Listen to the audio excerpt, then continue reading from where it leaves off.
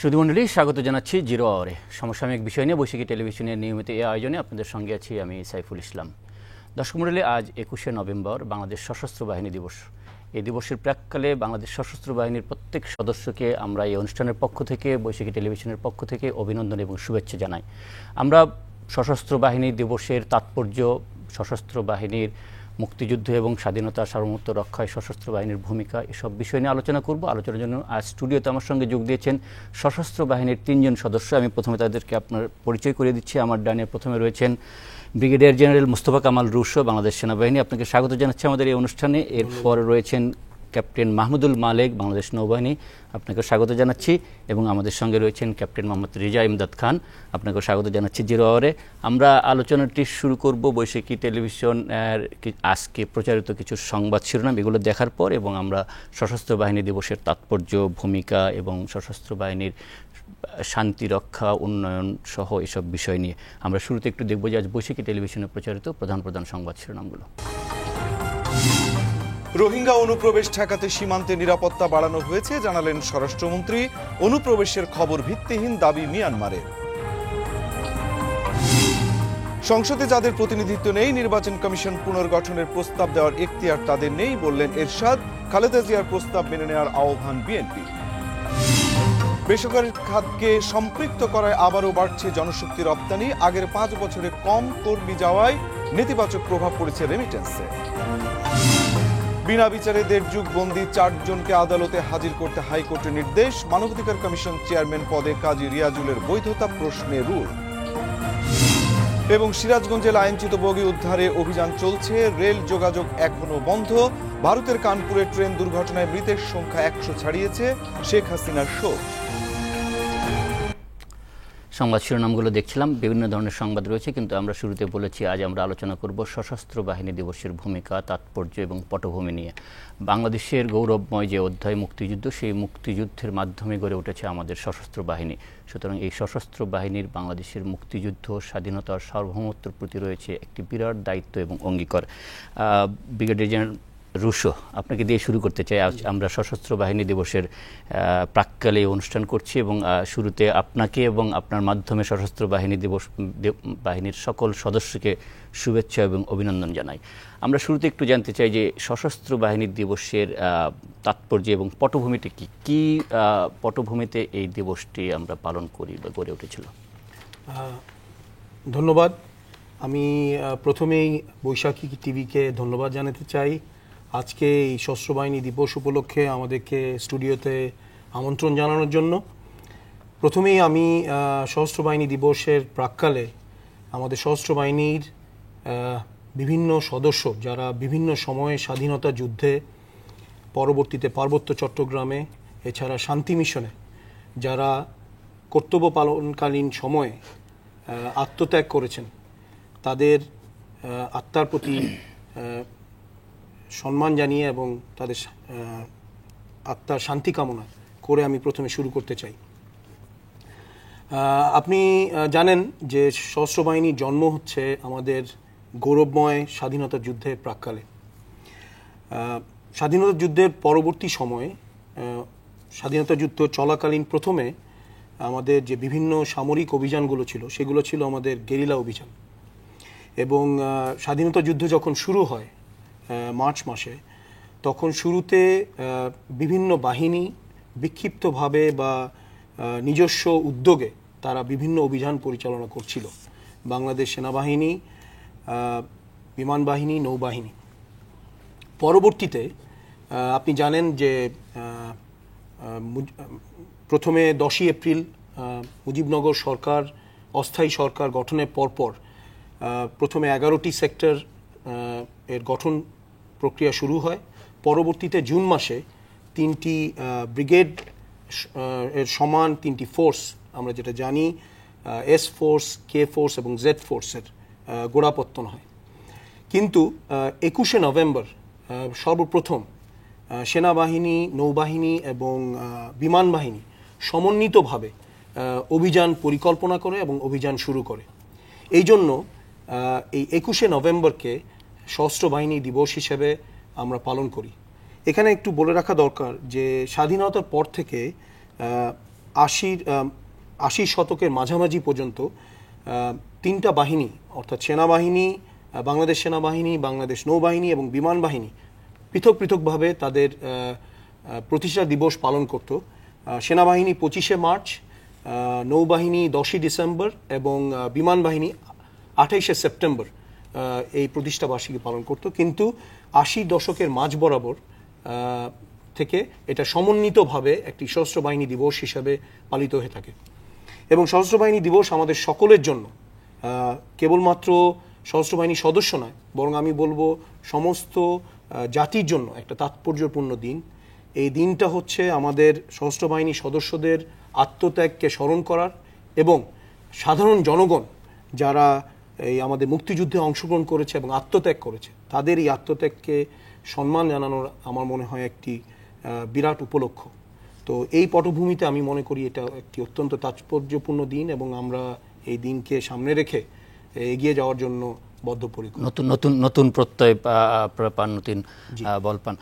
এবং রাত পোহালে সকালে শিখা অনির্বাণে সশস্ত্র বাহিনীর পক্ষ থেকে, জাতির পক্ষ থেকে শহীদ সৈনিকদের প্রতি, শহীদ কর্মকর্তাদের প্রতি শ্রদ্ধা জানানো হবে। আমি একটু ক্যাপ্টেন মালিক আপনার কাছে আসতে চাই। ব্রিগেডিয়ার জেনারেল রুশো যেটি বলেছেন যে আগে তিনটি বাহিনী 3 দিন এই দিবসটি পালন করতেন, নৌবাহিনী পালন করতেন 10ই ডিসেম্বর। নিশ্চয় 10ই ডিসেম্বরের একটি আলাদা তাৎপর্য রয়েছে। হ্যাঁ, প্রত্যেকটা সার্ভিস যে নিজস্ব দিবস পালন করত তার পিছনে সূত্র ছিল, জেনেসিস ছিল, যে কারো কোনো সার্ভিসের পার্টিকুলার দিনে বিশাল অ্যাটেনমেন্ট বা বিজয় ছিল বা গৌরবময় অধ্যায় ছিল। বাট যেটা ব্রিগেডিয়ার রুশো বললেন যে ইন আইসোলেশন যখন আমরা আমাদের রেসপেক্টিভ সার্ভিস হানাদার বাহিনীর উপরে আক্রমণ করে, আপনি যদি মুক্তিযুদ্ধের প্রথম দিকগুলো বিশ্লেষণ করে দেখেন, আমরা ঠিক কার্যকরী ফল কিন্তু পাচ্ছিলাম না। এই জন্য মিলিটারি পরিভাষায় বলা হয় যে লাইন্স অফ অপারেশনের মধ্যে আন্তঃমিল রাখা অত্যাবশ্যকীয়, কারণ সিনার্জি যেটা আনতে হয় সেটা না আনলে যুদ্ধের ফলাফল নিজেদের অনুকূলে আনা যায় না। তো মূলত 21শে নভেম্বর হচ্ছে সেই দিবস, যে দিবসের মাধ্যমে আমরা জাতির জনক বঙ্গবন্ধু ডাকে সাড়া দিয়ে 3 বাহিনী প্রবল আক্রমণ করেছিলাম এবং নিজেদের মধ্যে ইউনিটি, কোঅর্ডিনেশন এবং সিনার্জি ডেভেলপ করতে পেরেছিলাম। বাট 10ই ডিসেম্বর যেটা আগে ছিল নৌবাহিনী দিবস হিসাবে বলা হতো, সেটা হচ্ছে যে 10ই ডিসেম্বরে আমাদের অপারেশন যে হট প্যান্ট হয়, যেখানে আমাদের প্রথম জাহাজ পদ্মা, পলাশ এবং তার সাথে ভারতীয় নৌবাহিনী আরও 2টি জাহাজ ছিল, পানভেল এবং চিত্রগন্ধা, তারা বেসিক্যালি খুলনা রিজনটাকে মুক্ত করেছিল 10 ডিসেম্বরে। এই মূলত এই দিবস এবং এই একই দিনে জাতির জনক বঙ্গবন্ধু বাংলাদেশ নৌবাহিনীর সর্বাপেক্ষা বৃহৎ ঘাঁটি বানজি সাখান কমিশন করে। এই ফলশ্রুতিতে এই দুটা আন্তঃমিল থাকার কারণে 10ই নভেম্বর পালন করা হয়। তারপর 80 দশকের মাঝামাঝি আসার পরে যখন বিশ্লেষণের মাধ্যমে দেখা গেল যে মূলত 21শে নভেম্বরে আমাদের সেই দিন, যেই দিনে আমরা 3 বাহিনী একসঙ্গে কাজ করে প্রবল আক্রমণ করেছিলাম এবং তখন থেকে মূলত যুদ্ধের ফলাফল আমাদের অনুকূলে আসতে থাকে। জি, অনেক ধন্যবাদ। বাংলার আকাশ রাখিব মুক্ত, গ্রুপ ক্যাপ্টেন ইমদাদ। জি, সশস্ত্র বাহিনী দিবসের তাৎপর্য সম্পর্কে আপনি কিছু বলুন। ধন্যবাদ। আমি প্রথমেই শ্রদ্ধাঞ্জলি জানাচ্ছি সেই অকুতোভয় বীরদের, যাদের ত্যাগ এবং তিতিক্ষার মধ্যে দিয়ে আমরা পৃথিবীর বুকে একটা স্বাধীন রাষ্ট্র হিসাবে আজকে জন্মগ্রহণ করেছি। এবার আপনার প্রশ্নে যে এই 21শে নভেম্বর দিবসটির তাৎপর্য, ব্রিগেডিয়ার রুশো অলরেডি আমাদেরকে জানিয়েছেন যে এটার ব্যাকগ্রাউন্ডটা।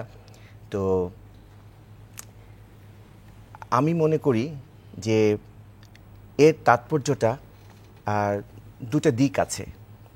একটা হচ্ছে গিয়ে এই দিনটাতে আমরা স্মৃতিচারণ করছি, আমরা আমাদের মহান স্বাধীনতা দিবস, স্বাধীনতা সংগ্রামের কথা মনে করছি এবং যেসব সৈনিকরা সেই সময় তাদের বহু ত্যাগ তিতিক্ষার মধ্যে দিয়ে আমাদের এই বিজয় এনে দিয়েছেন তাদের কথা মনে করছি। কিভাবে সশস্ত্র বাহিনী এই পুরো 11টা সেক্টরকে কন্ট্রোল করে আমরা যুদ্ধে জয় করেছি এবং সমন্বিত পরিকল্পিতভাবে আক্রমণ করে আমরা নভেম্বর থেকে within a month or so আমরা দেশটাকে স্বাধীন করেছি। আর দ্বিতীয় দিকটা হচ্ছে গিয়ে যে এই যে কথাগুলো এগুলো আমরা আমাদের সিনিয়রের কাছ থেকে শুনেছি, এগুলো নতুন প্রজন্মের যে অফিসার আসছে যারা যেই বিমান সেনারা আসছে তাদের মাঝে সেই মুক্তিযুদ্ধের চেতনাটা আমরা ছড়িয়ে দিতে চাচ্ছি।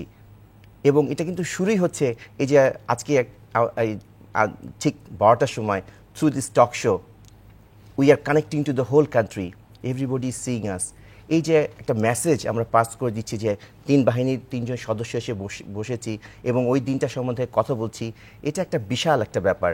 তাছাড়া এই দিনটা কিন্তু শুরু হচ্ছে না শিখা ও নির্বাণের পুষ্পস্তবক দিয়ে, শুরু হচ্ছে আমাদের ফজরের নামাজের পরে একটা মোনাজাত দিয়ে, প্রেয়ার দিয়ে, যে এই দিনে আমরা শুরু করছি সেই সব বীর মুক্তিযোদ্ধাদের তাদের যে আত্মাহুতি দিয়েছিল তাদের রুহের মাগফিরাত কামনা করছি। অ্যাট দ্য সেম টাইম যারা এখনও বেঁচে আছেন, যুদ্ধ করে বেঁচে ছিলেন, তাদের জন্য আমরা দোয়া করছি, তাদের পরিবারবর্গের জন্য দোয়া করছি। অ্যাট দ্য সেম টাইম সশস্ত্র বাহিনীর জন্য আমরা দোয়া করছি। তারপরে তো রয়েছে শিখা অনির্বাণ এবং এই দিনের আরও কিছু প্রোগ্রাম রয়েছে কন্টিনিউয়াসলি। তো বেসিক্যালি আমি মনে করি যে এটা তাৎপর্য অপরিসীম।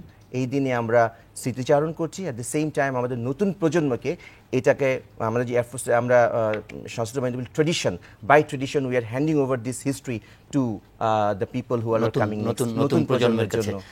ব্রিগেডিয়ার জেনারেল রুশো, যেহেতু স্মৃতিচারণের কথা আসলো, আমরা 71-এর সে উত্তাল দিনগুলোতে সাধারণ মানুষ বঙ্গবন্ধু শেখ মুজিবুর রহমানের ডাকে যেভাবে প্রস্তুত হচ্ছিলেন, ক্ষুব্ধ, তারা ক্ষোভ প্রকাশ করতে পারছিলেন, সে সময় সশস্ত্র বাহিনীতে যারা বাঙালি অফিসার ছিলেন তারা হয়তো দায়িত্বের কারণে সেইভাবে সাধারণ মানুষের মতো ক্ষোভটা প্রকাশ করতে পারেন নাই। কিন্তু যখন 25শে মার্চ পাকিস্তানি অকুপায়ার ফোর্সেস যখন বাংলাদেশে সাধারণ মানুষের উপর নির্বিচারে হত্যাযজ্ঞ চালালো, প্রথম প্রহরেই কিন্তু বাঙালি অফিসাররা বিদ্রোহ করে পাকিস্তানের পক্ষ ত্যাগ করে মুক্তিযুদ্ধে সাধারণ মানুষের সঙ্গে কাঁধে কাঁধ মিলিয়ে একই সঙ্গে যুদ্ধ শুরু করেছিল।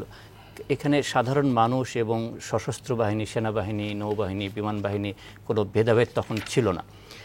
আমরা দীর্ঘ পথ পাড়ি দিয়ে এসেছি। সশস্ত্র বাহিনী ধীরে ধীরে আমাদের সমৃদ্ধ হয়েছে, সবগুলো 3টি বাহিনী। সাধারণ মানুষের সঙ্গে যে কাঁধে কাঁধ মিলিয়ে কাজ করার যে অভিজ্ঞতার মধ্যে দিয়ে আমাদের সশস্ত্র বাহিনী আজ এত দূরে এসেছে, সেই জায়গাটি এখনকার চিত্রটা কি, এখন কি রকম যে মানুষের সঙ্গে সশস্ত্র বাহিনীর সম্পর্কটা? আমি এই প্রশ্নের উত্তর দেওয়ার আগে একটি ছোট ঐতিহাসিক ঘটনা সকলকে জানাতে চাই। হয়তো অনেকেই জানেন, তারপরও আমি একটু এটা আলোকপাত করতে চাই। আমাদের মহান মুক্তিযুদ্ধ এবং স্বাধীনতার একটি 71 সালে আমাদের যে বিজয়, এটার আমরা একটা মাইল ফলক ধরি আমাদের ঐতিহাসিক ভাষা আন্দোলনকে, 52 ভাষা আন্দোলন। আমি 1948 সালের একটা ঘটনা একটু আপনাদেরকে জানাতে চাই। আপনারা হয়তো অনেকে জানবেন যে বাংলাদেশ সেনাবাহিনীতে ঐতিহাসিক এবং গৌরবময় রেজিমেন্ট হচ্ছে ইস্ট বেঙ্গল রেজিমেন্ট, যেটার গোড়াপত্তন করেছিলেন তৎকালীন ক্যাপ্টেন আব্দুল গনি, পরবর্তীতে মেজর আব্দুল গনি। উনি 1948 সালে যখন ওই সময়ে পাকিস্তান সেনাবাহিনীর সর্বাধীন কমান্ডার ছিলেন বা সেনাপতি ছিলেন ব্রিটিশ একজন অফিসার, নাম হচ্ছে স্যার ওয়াল্টার মেসারভি। উনাকে ক্যাপ্টেন গনি একটি প্রস্তাবনা রাখেন যে পাকিস্তান সেনাবাহিনীতে অন্যান্য রেজিমেন্টের মতো বাঙালিদেরকে নিয়ে একটি ইস্ট বেঙ্গল রেজিমেন্ট তৈরি হতে পারে। উনার এই প্রস্তাবনা ক্যাপ্টেন জেনারেল স্যার ওয়াল্টার উনি এটা গ্রহণ করেন এবং পরবর্তীতে 1948 সালের 15ই ফেব্রুয়ারি ঢাকার কুর্মিটোলায় ইস্ট বেঙ্গল রেজিমেন্টের গোড়াপত্তন হয়। তো ওই দিন যে অনুষ্ঠান হচ্ছিল, সেই অনুষ্ঠানের চা চক্রে তৎকালীন ব্রিগেডিয়ার ইয়াহিয়া খান, পাকিস্তান আর্মি, উনি বলেছিলেন যে বেঙ্গল রেজিমেন্টের সৈনিকরা কেবলমাত্র উর্দুতে কথা বলবে, বাংলায় নয়। ওখানে হাজির ছিলেন বাঙালি অফিসার মেজর হোসেন। উনি এটার প্রতিবাদ করেছিলেন এবং উনি বলেছিলেন যে sir, in West Pakistan Pathan soldiers are allowed to speak in Pashto and in Urdu. So Bengali officers or Bengali soldiers should be allowed to speak in Urdu and Bengali. ওখানে উপস্থিত ছিলেন ক্যাপ্টেন গনি। উনি তখন তৎক্ষণাৎ এটাকে সমর্থন করেছিলেন এবং উনি বরং বলেছিলেন আরও এক ধাপ এগিয়ে উনি বলেছিলেন যে sir, major Hossain is not correct, the soldiers of Bengal regiment will not speak in Urdu, they will speak in Bengali. এবং এটার জন্য পরবর্তীতে ব্রিগেডিয়ার ইয়াহিয়া একটি লিখিত আদেশ জারি করেছিলেন যে বেঙ্গল রেজিমেন্টের সৈনিকরা কেবলমাত্র উর্দুতেই কথা বলবে। কিন্তু মেজর হোসেন এবং ক্যাপ্টেন গনি এই আদেশকে অমান্য করে তারা বাংলায় কথা বলতেন এবং এর জন্য তাদেরকে অনেক নির্যাতনের শিকার হতে হয়েছে। এটা একটি ছোট্ট ঐতিহাসিক ঘটনা। আমি কেন এটা অবতারণা করলাম, যে এই যে জনসাধারণের যে দাবি, আমাদের বাঙালিদের যে দাবি বা বাংলার জনতার যে দাবি ছিল স্বাধীনতার জন্য, সেটার সাথে কিন্তু আমাদের যে সৈনিক যারা ছিলেন বা অফিসার যারা ছিলেন, বাঙালি অফিসার তৎকালীন পাকিস্তান সেনাবাহিনীতে বা সামরিক বাহিনীতে, তারা কিন্তু শুরু থেকেই তাদের একটা সমর্থন ছিল।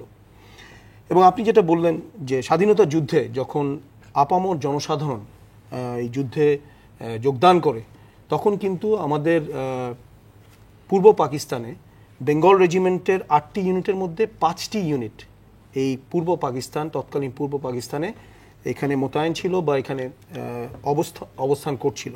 এইগুলো হচ্ছে ফার্স্ট বেঙ্গল, এটা ছিল যশোর সেনানিবাসে, সেকেন্ড বেঙ্গল ছিল জয়দেবপুরে, থার্ড বেঙ্গল ছিল সৈয়দপুরে, 4 বেঙ্গল ছিল কুমিল্লা সেনানিবাসে এবং 8 বেঙ্গল ছিল চট্টগ্রাম সেনানিবাসে।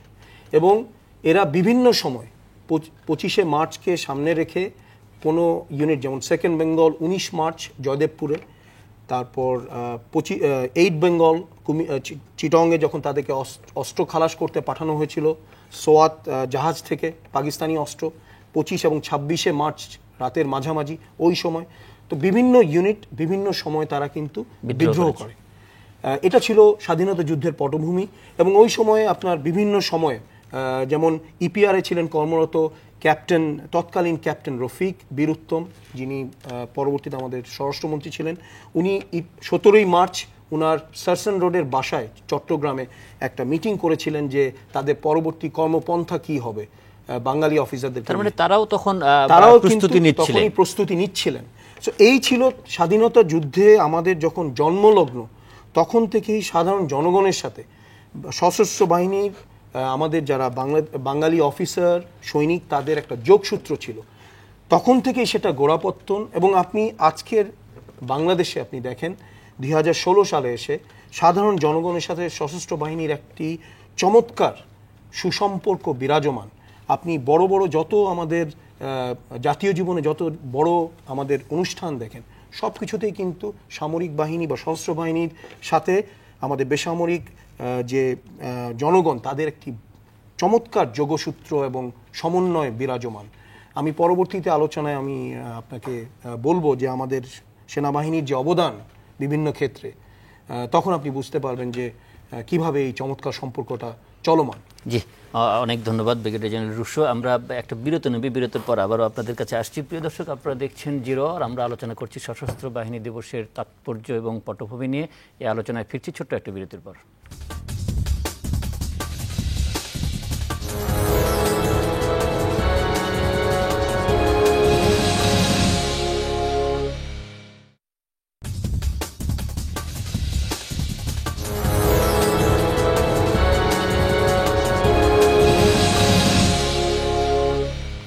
বিরতির পর আরও একবার স্বাগত জিরো আওয়ারে। আমরা আলোচনা করছি সশস্ত্র বাহিনী দিবস নিয়ে। আমাদের সঙ্গে যোগ দিয়েছেন বাংলাদেশ সেনাবাহিনীর ব্রিগেডিয়ার জেনারেল মোস্তফা কামাল রুশো, আমাদের সঙ্গে রয়েছেন বাংলাদেশ নৌবাহিনীর ক্যাপ্টেন মাহমুদুল মালেক এবং আমাদের সঙ্গে রয়েছেন বাংলাদেশ বিমান বাহিনীর গ্রুপ ক্যাপ্টেন এমদাদ রেজা খান। গ্রুপ ক্যাপ্টেন এমদাদ, আপনার কাছে আসতে চাই। বিরতির আগে ব্রিগেডিয়ার জেনারেল রুশো যেটি বলছিলেন যে একটি ঐতিহাসিক পটভূমি বলছিলেন, একটা সাধারণ মানুষের দাবির সঙ্গে একটা যোগসূত্র বলছিলেন। মুক্তিযুদ্ধর, ভাষা আন্দোলন, এই দুটোই আমাদের জাতির এবং জাতির অবিচ্ছেদ্য অংশ হিসেবে সশস্ত্র বাহিনীর দিবসেরও একটি বড় লেগেসি। নতুন অফিসাররা, তরুণ প্রজন্মের অফিসাররা এটা কতটা ধারণ করেন? আমি নিজেকেও নতুন প্রজন্মের একজন অফিসার মনে করি, কারণ যখন মুক্তিযুদ্ধ হয়েছিল তখন আমার জন্ম হয়েছিল। তো আমি কিন্তু মুক্তিযুদ্ধের ঘটনা শুধু শুনেছি, আমি কিন্তু দেখিনি। আমাদের যারা সিনিয়র ছিলেন তাদের কাছ থেকে শুনেছি। কিভাবে মুক্তিযুদ্ধ হয়েছিল, তার পটভূমি কি, কীরকম বৈষম্যের একটা পরিমণ্ডলের মধ্যে থেকে যখন পিঠ থেকে গিয়েছিল দেয়ালে, সেখান থেকে আমরা সংগ্রাম থেকে আমরা সশস্ত্র সংগ্রামে, মুক্তি সংগ্রাম থেকে সশস্ত্র সংগ্রামে চলে এসেছি এবং বাংলাদেশে স্বাধীন করেছি। তো আমি যেভাবে শুনে আসছি as a part of a tradition, ঠিক সেভাবেই আমাদের নতুন প্রজন্মের যারা আসছে তাদেরকেও কিন্তু আমরা ঠিক একইভাবেই এই থ্রু মেন্টরিং আমরা কিন্তু ওই মুক্তিযুদ্ধের এই ইতিহাসগুলো তাদের কাছে তুলে ধরি এবং এটা একটা ট্রেনিং প্রোগ্রাম, একটা প্রশিক্ষণের মধ্যে দিয়ে আসছে, একটা আনুষ্ঠানিক প্রশিক্ষণের মধ্যে দিয়ে কিন্তু এগুলো চলে আসছে সশস্ত্র বাহিনীতে। যেমন আজকের এই দিনটিতে আমাদের যেসব প্রোগ্রামগুলো রয়েছে সেগুলো আমি একটা প্রথমেই বলেছি। তারপরে আমরা ৭১-এর যুদ্ধের উপরে, মুক্তিযুদ্ধের উপরে কিছু ফিল্ম আমরা দেখাই। এটা টু এভরিবডি, বিমান সেনা থেকে শুরু করে অফিসারদের সবাইকে আমরা দেখাই এবং আমরা যেটা লক্ষ্য করেছি যে এসব দেখে ওদের মনে অনেক প্রশ্ন জাগে, ওরা কিন্তু এসব নিয়ে জানতে চায়। এবং ইদানিং আমরা যেটা করেছি যে মুক্তিযুদ্ধে আমাদের যে কিলো ফ্লাইট ছিল, সেই কিলো ফ্লাইটের অনেক সদস্যকে আমরা আমন্ত্রণ জানাই এবং তাদের কাছ থেকে আমরা একটা ট্রু কাইন্ড অফ ওয়ার্কশপ, তাদের সঙ্গে কথা বলি, জানতে চাই কিভাবে সেই অপারেশনগুলো তারা করেছিল এবং আমরা মুগ্ধ হয়ে যাই তাদের কথা শুনে। এবং ঠিক আমার মতোই আমি দেখি যে তখন ওই হল রুমটা স্তব্ধ হয়ে যায়, সবাই চুপ হয়ে যায়, শুনতে থাকে তাদের কথা এবং অনেক প্রশ্ন তাদের মনে জাগে এবং এটা থেকেই বুঝি যে তারা এই মুক্তিযুদ্ধ ভিতর দিয়ে যে সশস্ত্র বাহিনীর জন্ম, এটা তারা খুব সাদরে গ্রহণ করে এবং তারা অনেক উৎসুক। অনেক ধন্যবাদ। তার মানে একটি ধারাবাহিক প্রক্রিয়া রয়েছে যে মুক্তিযুদ্ধের চেতনা, মুক্তিযুদ্ধের যে ওই সময়ের যে স্পৃহা, সেটাই নতুন প্রজন্মের অফিসারদের মধ্যে বয়ে দেওয়া। নৌবাহিনীর একটি বড়, মুক্তিযুদ্ধের সময় একটি বড় অপারেশন ছিল। আপনি যশোর খুলনা অঞ্চল মুক্ত করার কথা বলেছেন, অপারেশন জ্যাকপট বলে যে অপারেশনটা যুদ্ধের একটি গুরুত্বপূর্ণ মোড় পরিবর্তনকারী হিসেবে চিহ্নিত হয়, সেই অপারেশন জ্যাকপট সম্পর্কে বলুন। অপারেশন জ্যাকপট এটা ছিল একটা, মূলত আমরা যদি বলি একটা রূপকথার মতো। আমাদের স্বাধীনতা যুদ্ধে বা মুক্তিযুদ্ধের এক গৌরবজ্জ্বল অধ্যায় হচ্ছে অপারেশন জ্যাকপট। যে প্রথমে যখন যুদ্ধ শুরু হলো তখন তো আমরা আমাদের মুক্তি বাহিনী বা মুক্তি ফোর্স জাস্ট ফর্ম হচ্ছিল। ওই সময় পাকিস্তান নৌবাহিনী 3টা সাবমেরিন আনার জন্য একটা গ্রুপ ফ্রান্সে ছিল। যখন 25শে মার্চে যখন ওরা আক্রমণ করলো, তখন 27শে মার্চে তারা 9 জন সাবমেরিন থেকে পালিয়ে আসে। এসে তারা প্রথম নৌ কমান্ডোতে যোগ দেয়। পরে আরও প্রায় 160 জনকে রিক্রুট করা হয়। এই প্রশিক্ষণটা চলে হচ্ছে সে বিখ্যাত পলাশির আম্রকাননে ভাগীরথী নদীর তীরে, যেখানে রিক্রুটিংটা শুরু হয় হচ্ছে 23শে এপ্রিল থেকে 8ই মে পর্যন্ত। বাট এটার প্রথম ট্রেনিং শুরু হয় বা এটার যাত্রা শুরু হয় 13ই মে থেকে। প্রাথমিকভাবে 160 জনকে প্রশিক্ষণ দেওয়া হয়। দেওয়ার পর কঠোর প্রশিক্ষণ দেওয়ার পর তাদেরকে প্রস্তুত করা হয়। করার পরে তাদেরকে অগাস্ট মাসের প্রথম সপ্তাহে তাদেরকে বিভিন্ন গ্রুপে ভাগ করে বাংলাদেশের মধ্যে প্রেরণ করা হয়। এই নাম দেওয়া হয় অপারেশন জ্যাকপট। এই অপারেশনের মূল উদ্দেশ্য ছিল যে আমাদের কোস্টাল এরিয়া, দ্যাট ইজ বাংলাদেশকে পৃথিবীর বিশ্ব থেকে বিচ্ছিন্ন করে ফেলা, স্পেশালি পাকিস্তান লাইন্স অফ সাপ্লাইটাকে টোটালি বন্ধ করে দেওয়া। কারণ এটা বন্ধ করতে পারলে তাদের কোনো আর্মস, রসদ, কোনো কিছু বাংলাদেশে আসার আর কোনো সুযোগ ছিল না। এবং এটার কনসেপ্ট অফ অপারেশন সম্বন্ধে পাকিস্তানিদের কোনো ধারণাই ছিল না এবং এটা সিনক্রোনাইজিং এবং সিকোয়েন্সিং ছিল অসাধারণ। আমরা সেকেন্ড ওয়ার্ল্ড ওয়ারে যেরকম বিভিন্ন গোপন সাংকেতিক কথা শুনি, সেগুলো দ্বারা হয়তো ইন্সপায়ার্ড ছিল তারা। প্রথমে 13ই অগাস্টে তাদেরকে প্রত্যেক লিডারকে বলা হয় যে আকাশবাণীর কেন্দ্রের সকাল 7:30টার গানের প্রোগ্রাম শোনার জন্য, যেটা ফার্স্ট কোড ছিল যে পঙ্কজ মল্লিকের বিখ্যাত গান আমি তোমায় প্রথম যেদিন শুনিয়েছিলাম গান। সেটা 14 তারিখে সেকেন্ড গানটা হওয়ার কথা ছিল, যেটার মাধ্যমে তারা ফাইনাল অ্যাটাকে যাবে। বাট যুদ্ধের কলাকৌশলের কারণে সেই দিনটা চেঞ্জ করে পরিবর্তন করে তারা 15 তারিখে দেয়। সেটা সন্ধ্যা মুখোপাধ্যায়ের গান ছিল একই সময় সকাল 7:30টায়, আমার পুতুল আজ প্রথম যাবে শ্বশুরবাড়ি। প্রত্যেক এগুলো সবগুলোর এক একটি মেসেজ ছিল, একটা কোড। এটা অর্থ হচ্ছে যে ওই দিন রাত 1টা থেকে 2টার মধ্যে সম্মিলিতভাবে অ্যাটাক করতে হবে, এবং প্রত্যেক দলনেতাকে এক ব্যান্ডের একটা রেডিও দেওয়া হয়েছিল, এবং 5টা পোর্টে, দ্যাট ইজ চিটাগং, মংলা, দেন নারায়ণগঞ্জ, দাউদকান্দি, এই 5টা জায়গায় একযোগে তারা রাত 1টা থেকে 2টার মধ্যে লিম্পেড মাইনে অ্যাটাক করে। লিম্পেড মাইনের সম্বন্ধে একটু বলতে চাই, এটা হচ্ছে বেসিক্যালি যুগোস্লাভিয়া থেকে ইন্ডিয়া ক্রয় করেছিল। প্রত্যেকটার ওজন ছিল 5 কেজি করে, এবং একটা দাম ছিল $1200। এটার মধ্যে 40 থেকে 50 মিটার ডিলে সার্কিট ছিল, যারা তার বুকের মধ্যে করে নিয়ে গিয়েছিল, এবং 1টা থেকে রাত 2টার মধ্যে একযোগে অ্যাটাকটা করা হয়, এবং ওই দিন রাত্রে 5টা পোর্টে 26টা জাহাজকে ধ্বংস করা হয়। শুধু চিটাগংয়ে ছিল 10টা। এই যে ড্রামাটিক রেজাল্ট, এর আগে পাকিস্তানি বাহিনীরা প্রচার করতো যে বাংলাদেশে যেটা চলছে এটা তাদের ইন্টারনাল ইস্যু, সুতরাং এখানে লিবারেশনের কোনো বিষয় নাই। এই ঘটনার মধ্যে সারা পৃথিবী জানতে পারলো যে এখানে মুক্তিযুদ্ধ চলছে এবং অনেক অপারেশন হচ্ছে। এবং এই অপারেশনটা সত্যি বলেছেন রূপকথার মতো। আমরা পুরো গল্প শুনতে পারলে, হয়তো পুরোটা শুনতে পারলে আরো ভালো হতো, দর্শকদের ভালো লাগতো। কিন্তু আমরা একটু ভিন্ন প্রসঙ্গে যেতে চাই ব্রিগেডিয়ার জেনারেল রুশো, আপনার কাছ থেকে। সেটি মুক্তিযুদ্ধের মাধ্যমে যেমন আমাদের সশস্ত্র বাহিনীর সদস্যরা অবদান রেখেছেন, এখন জাতি গঠনে অবদান রাখছেন, একটি বড় অবদান সেটি জাতীয় এবং আন্তর্জাতিকভাবে বাংলাদেশ সশস্ত্র বাহিনী যেভাবে সুনাম করেছে সেটি হলো আন্তর্জাতিক শান্তিরক্ষা মিশনের মাধ্যমে, জাতিসংঘ শান্তিরক্ষা মিশনের মাধ্যমে। জাতিসংঘ শান্তিরক্ষা মিশনে প্রত্যেক বাহিনীর সদস্য এবং আমাদের আইনশৃঙ্খলা বাহিনীর অন্যান্য আইনশৃঙ্খলা বাহিনীর সদস্যরাও গিয়েছেন। সেখানকার শান্তি অবস্থায় এক ধরনের দায়িত্ব পালন আর যুদ্ধ অবস্থায় দায়িত্ব পালন, আপনাদের নিশ্চয় প্রত্যেকেরই যাওয়ার অভিজ্ঞতা রয়েছে। সেই শান্তিরক্ষা মিশনের চ্যালেঞ্জগুলো কি? সেখানে দায়িত্ব পালনে সশস্ত্র বাহিনী কী ধরনের চ্যালেঞ্জের মধ্যে পড়েন? প্রথমেই আমি একটু কিছু পরিসংখ্যান দিই, তাহলে দর্শকদের বুঝতে সুবিধা হবে।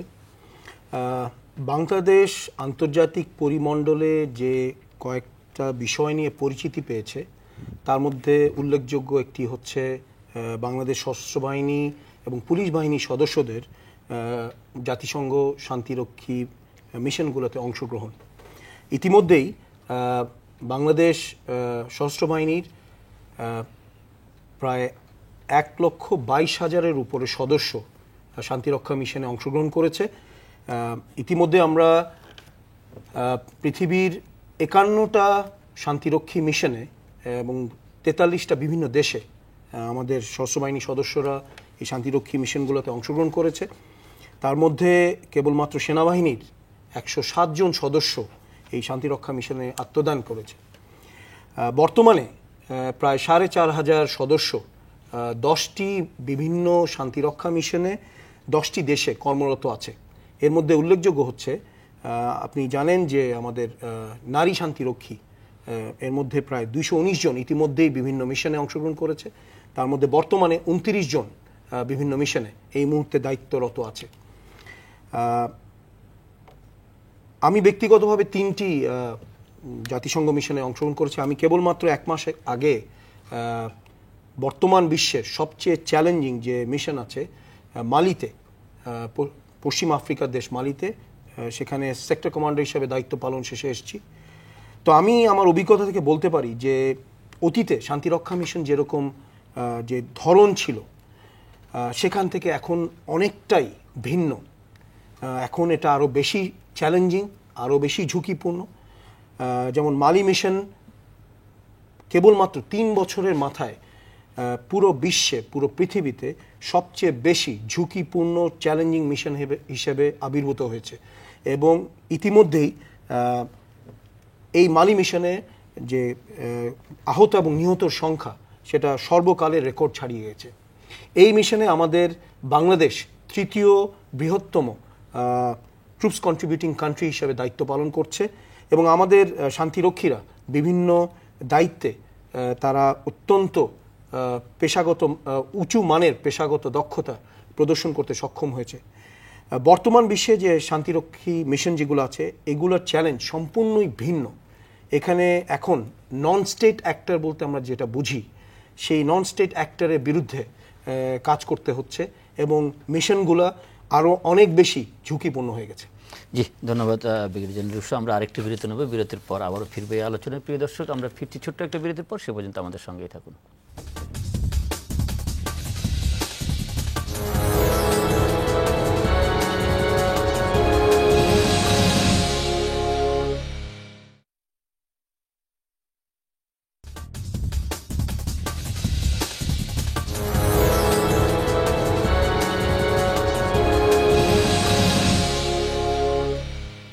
সুধীমণ্ডলী, বিরতির সময় আমাদের সঙ্গে থাকার জন্য ধন্যবাদ। আমরা আলোচনার একেবারে শেষ পর্বে চলে এসেছি। ক্যাপ্টেন মালেক, আমি আপনার কাছে আসতে চাই আবার। আমরা বিভিন্ন সময় এবং অনেক দিন থেকেই শুনি যে আমাদের সশস্ত্র বাহিনীকে, বিমান বাহিনীকে, নৌবাহিনীকে, সেনাবাহিনীকে ত্রিমাত্রিক বাহিনী হিসেবে গড়ে তোলা হবে, আধুনিকায়ন করা হবে। সেই আধুনিকায়ন আপনার বাহিনীর ক্ষেত্রে কতটা হয়েছে? আমরা জানি যে একটা দেশের নৌবাহিনীকে বলা হয় graphic indicator of the economy. বাংলাদেশের অর্থনীতিতে বা উন্নয়নে যে জোয়ার এসেছে, ঠিক তেমনি নৌবাহিনীর উন্নতিতে সেরকম একটা জোয়ার চলছে এই মুহূর্তে। এখন এই মুহূর্তে আমি একটু যোগ করি, 30 সেকেন্ড নেব। আমাদের যে সমুদ্র সীমা বিস্তৃতি ঘটেছে, ব্লু ইকোনমির যুগ। জি, এখন আমরা জানি যে আমাদের এই মুহূর্তে 1,18,813 বর্গ কিলোমিটার এলাকা আমাদের সমুদ্র সীমা, যেখানে আমাদের একছত্র অধিপতি আছে। এই বিশাল সমুদ্র এলাকা যদি আমরা ডোমিনেট করতে চাই, নিঃসন্দেহে আমাদের একটা ক্যাপেবল নেভাল ফোর্স দরকার বা মেরিটাইম ফোর্স দরকার। সেই লক্ষ্যে বাংলাদেশ নৌবাহিনী এগিয়ে যাচ্ছে এবং বাংলাদেশ নৌবাহিনী ত্রিমাত্রিক নৌবাহিনী হিসেবে আত্মপ্রকাশিত মধ্যে করেছে। আমাদের নৌবাহিনীতে আমাদের সার্ফেস শিপ আছে, আমাদের স্পেশাল ওয়ারফেয়ার আছে, ফোর্স আছে, আমাদের এয়ার এলিমেন্ট আছে, ফিক্সড উইং এয়ারক্রাফট এবং আমাদের মেরিটাইম পেট্রোল এয়ারক্রাফট আছে। গত 14 নভেম্বর মাননীয় নৌবাহিনী প্রধান চায়না থেকে 2টা সাবমেরিন বাংলাদেশ সরকারের পক্ষ থেকে গ্রহণ করেছেন, যা ডিসেম্বর নাগাদ আমাদের দেশে চলে আসবে। এই সাবমেরিনের কাজ কি হবে?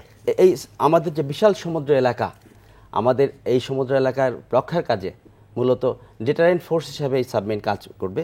যদি যে কোনো ধরনের নন স্টেট অ্যাক্টর হোক, কোনো স্টেট অ্যাক্টর হোক, সবারই একটা ভয় থাকবে যে বাংলাদেশের বিশাল সমুদ্র এলাকা অরক্ষিত নয়। তো সুতরাং আমাদের ইকোনমিক অ্যাক্টিভিটিস আমাদের বিশাল এলাকা যদি আমরা সম্পন্ন করতে চাই, এই জন্য আমাদের নৌবাহিনী আধুনিকায়ন এবং ক্রমবর্ধমান উন্নতি অত্যাবশ্যক। আর সেই লক্ষ্যে বর্তমানে বাংলাদেশ নৌবাহিনী কাজ করে যাচ্ছে এবং কোয়ালিটি ভার্সেস কোয়ান্টিটির ডিলেমা সবসময় থাকে। গ্র্যাজুয়ালি অবশ্যই আমরা আস্তে আস্তে আমরা কোয়ালিটির দিকে ধাবিত হচ্ছি এবং in peace and war invincible at sea, এই মূল মন্ত্র সামনে রেখে আমরা এখন এগিয়ে যাচ্ছি। অনেক ধন্যবাদ ক্যাপ্টেন মাহমুদুল মালেক। গ্রুপ ক্যাপ্টেন এমদাদ, নৌ বিমান বাহিনী বাংলার আকাশ রাখিব মুক্ত, কিভাবে সেক্ষেত্রে কতটা আধুনিক বাংলাদেশ বিমান বাহিনী? আপনি প্রশ্ন করেছেন কতটা আধুনিক বাংলাদেশ বিমান বাহিনী আমাদের মূল মন্ত্র রক্ষা করার জন্য। আমরা শুরু করেছিলাম মাত্র 3টা প্লেন দিয়ে, যেটা ছিল একটা ফ্লাইট। যে কোনো একটা অর্গানাইজেশনের ভেরি বেসিক এয়ারফোর্সের একটা ফ্লাইট, ওটা হয়ে যায় কয়েকটা ফ্লাইট নিয়ে হয় একটা স্কোয়াড্রন, কয়েকটা স্কোয়াড্রন নিয়ে হয় একটা উইং, কয়েকটা উইং নিয়ে হয় একটা গ্রুপ, আর তারপর হচ্ছে এয়ারফোর্স। তো আজকে আমরা এয়ারফোর্স, সেখানে 3টা প্লেন যা দিয়ে আমরা যুদ্ধ করেছিলাম। এখন বাংলাদেশ বিমান বাহিনী অনেকটা পেশাদার একটা বিমান বাহিনীতে পরিণত হয়েছে এবং যার পরিচয় আপনারা সব জায়গায় দেখছেন, শান্তিরক্ষা মিশনে আপনারা দেখছেন। এবং আমাদের যে ফোর্সেস গোল 2030 আছে, সেটা একটা বড় লক্ষ্য, আমাদের একটা বড় আকাঙ্ক্ষা ওইখানে পৌঁছানোর জন্য। এবং সেটা আমরা এই আকাঙ্ক্ষাটা করেছি যে তখনকার সময় to remain abreast with the available যারা ফোর্সেস থাকবে, তাদের ব্যাপকতা কেমন থাকবে তার উপরে ভিত্তি করে আমাদের এই উন্নয়ন এবং আধুনিকায়ন দরকার, in order to remain compatible also with, because আমরা অনেক কম্বাইন্ড অপারেশন করি, ইউএন মিশনের কাজ করি, রিকোয়ারমেন্ট বেড়ে গেছে, তার জন্য এই আধুনিকায়ন জরুরি দরকার। অনেক ধন্যবাদ group captain Emdad. Brigadier general Rusho, আপনাকে দিয়ে শেষ করতে চাই। আজকের দিবসের বিশেষ কোনো বার্তা শেষ? আমি শুধু এই মেসেজটা সকলকে দিতে চাই যে সশস্ত্র বাহিনীর হচ্ছে আমরা যে যারা সদস্য, আমরা সমাজেরই অংশ। আমরা আমাদের মেসেজ হচ্ছে সমরে আমরা, শান্তিতে আমরা, সর্বত্র আমরা দেশের তরে। সশস্ত্র বাহিনী হচ্ছে আমাদের দেশের সার্বভৌমত্ব ও স্বাধীনতার প্রতীক এবং আমরা সর্বদাই আমাদের দেশের গৌরবকে উঁচু মানে রাখার জন্য তৎপর থাকব। এটাই আমি আজকের দিবসে বলতে চাই। এটি একটা একটু সেনাবাহিনী, নৌবাহিনী, বিমান বাহিনী সবাই এখন বাংলাদেশ একটি উন্নয়নের সোপানে রয়েছে, সোপানে না, একটা উন্নয়নের পথে এগিয়ে যাচ্ছে। আমাদের সকল অর্থনৈতিক কর্মকাণ্ড এবং সকল সূচক খুবই ইতিবাচক, এবং এই উন্নয়ন কর্মকাণ্ডে সশস্ত্র বাহিনী কিভাবে অবদান রাখতে পারে? আমি খুব সংক্ষেপে বলতে চাই, আমার মনে হয় আমরা ফোর্সেস গোল 2030কে সামনে রেখে সশস্ত্র বাহিনী অগ্রসর হচ্ছে। এবং আমি যদি দুটো দিক বলি, একটা হচ্ছে সফট পাওয়ার এবং হার্ড পাওয়ার, একটা হচ্ছে হিউম্যান রিসোর্স ডেভেলপমেন্ট, আরেকটা হচ্ছে আমাদের ইকুইপমেন্ট ডেভেলপমেন্ট। এই দুই দিকেই আমার মনে হয় সশস্ত্র বাহিনী 3টি সার্ভিস বাংলাদেশ সেনাবাহিনী, নৌবাহিনী এবং বিমান বাহিনী অগ্রসর হচ্ছে।